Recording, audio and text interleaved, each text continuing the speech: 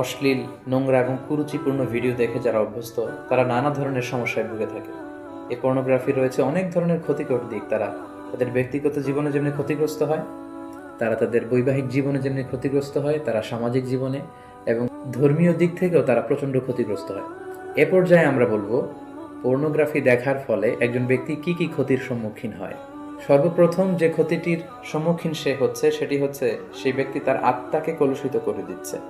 ফলে কোনো এবাদতে সে মজা পাবে না, সে সালাত আদায় করে মজা পাবে না, সে কোরআন তেলাওয়াত করে মজা পাবে না, সে তাসবিহ করে মজা পাবে না। এবং আল্লাহ তাআলার ক্রোধ সে অর্জন করছে আল্লাহর রহমতের পরিবর্তে, আল্লাহর লানও তার উপর বর্ষিত হচ্ছে। এবং মানুষের দেহের যতগুলো অঙ্গ রয়েছে তার মধ্যে থেকে সবচাইতে দামি অঙ্গ হচ্ছে তার আত্মা। And pornography is damaging your soul. বিষ্ণু ইসা ইসলাম বলেছেন, আলা ইন্না ফিল জাসাদি মুদগা ইদা সলুহাত সলুহাল জাসাদু কুল্লু ওয়া ইদা ফাসাদাত ফাসাদাল জাসাদু কুল্লুহু আলা ওয়াহিয়াল কলব। জেনে রাখো, নিশ্চয়ই মানব দেহে একটি গোশতের টুকরো রয়েছে যেটি দেহের সবচেয়ে দামি অঙ্গ। এই অঙ্গটি যদি পরিচ্ছন্ন হয় পুরো দেহটি পরিচ্ছন্ন থাকে, এই অঙ্গটি যদি নষ্ট হয়ে যায় পুরো দেহটি নষ্ট হয়ে যায়, আর সেটি হচ্ছে তোমাদের আত্মা।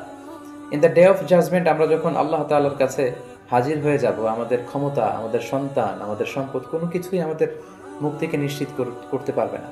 কেবলমাত্র যারা প্রশান্ত এবং পরিচ্ছন্ন আত্মা নিয়ে মহান আল্লাহর দরবারে হাজির হবে, তার জন্যই আল্লাহ তাআলা ক্ষমার ঘোষণা করবেন। তো পর্নোগ্রাফি ওয়াচাররা সর্বপ্রথম যে ক্ষতিটির সম্মুখীন হচ্ছে সেটি হচ্ছে তারা তাদের আত্মাকে নষ্ট করে দিচ্ছে, যেটা মানব দেহের সবচেয়ে দামি অঙ্গ। পাশাপাশি তারা তাদের চরিত্রকে শেষ করে দিচ্ছে, যেটা মানব জীবনের সবচেয়ে দামি একটি বিষয়।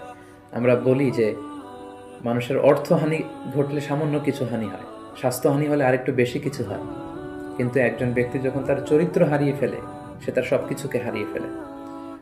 পাশাপাশি যারা পর্নোগ্রাফি দেখে অভ্যস্ত তাদের স্বাস্থ্যের মারাত্মক হানি ঘটে, যেহেতু পর্নোগ্রাফি ওয়াচাররা রাতের সময়টুকুকে বেছে নেয় গোপনে পর্নোগ্রাফি দেখার জন্য, ফলে রাতের ঘুম তাদের আর হয় না, তারা ইনসমনিয়াতে ভোগে এবং একটা বিকৃত রুচি তারা ডেভেলপ করে ফেলছে মনের অজান্তেই। মহান আল্লাহ তাআলা বিবাহের মাধ্যমে, পবিত্র বন্ধনের মাধ্যমে একজন প্রাপ্তবয়স্ক নারী এবং পুরুষ তারা তাদের জৈবিক চাহিদা মেটাবে, এটাকে আল্লাহ বৈধ করেছেন। কিন্তু বিয়ের অনেক আগেই যখন তারা এই যুগল দৃশ্যগুলো ভিডিওতে দেখে, বলা আয়াতু বিল্লাহ নাউযু বিল্লাহ, তখন মনের অজান্তে একটা বিকৃত রুচি তারা ডেভেলপ করে। তারা তখন আর স্বাভাবিক মানুষ থাকে না, অস্বাভাবিক মানুষে পরিণত হয়। এবং পার্সোনালি আমরা অনেকের কাছ থেকে এরকম প্রশ্নও পাই যে আমি আসলে পর্নোগ্রাফি দেখতে চাই না, আমি এটাকে অপছন্দ করি, কিন্তু একবার দেখতে শুরু করার কারণে আমি এ থেকে বেরিয়ে আসতে পারছি না, আমি নিজেকে সাহায্য করতে পারছি না, এবং এই পৃথিবীর যে কোনো বিষয়ের ব্যাপারে আমি আগ্রহ হারিয়ে ফেলেছি, আমার সুইসাইড করতে মন চাচ্ছে। এরকম মেন্টাল ডিপ্রেশনেও কিন্তু তারা ভুগে থাকে। পর্নোগ্রাফির আরেকটি গুরুত্বপূর্ণ ক্ষতিকর দিক হচ্ছে এই পর্নোগ্রাফির ফলে সেক্সুয়াল ক্রাইম সমাজে বেড়ে যাচ্ছে। In every sexual crime there is a pornography behind ইট।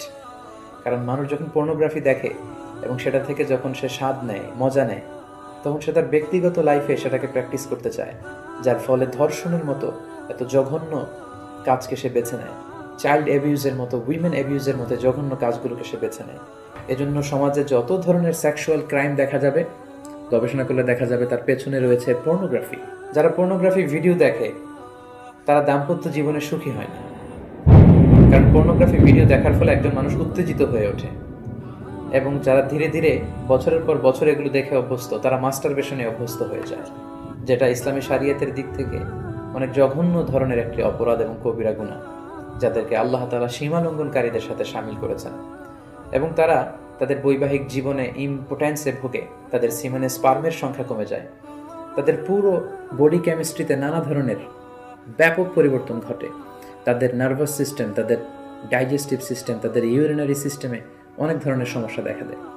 এই কমন সমস্যাগুলো যারা চেইন ওয়াচার অফ পর্নোগ্রাফি রীতিমতো এই খারাপ খারাপ ভিডিওগুলো ইউটিউবে দেখে, তারা তাদের জীবনে এই ক্ষতিগুলোর সম্মুখীন হয়ে থাকে।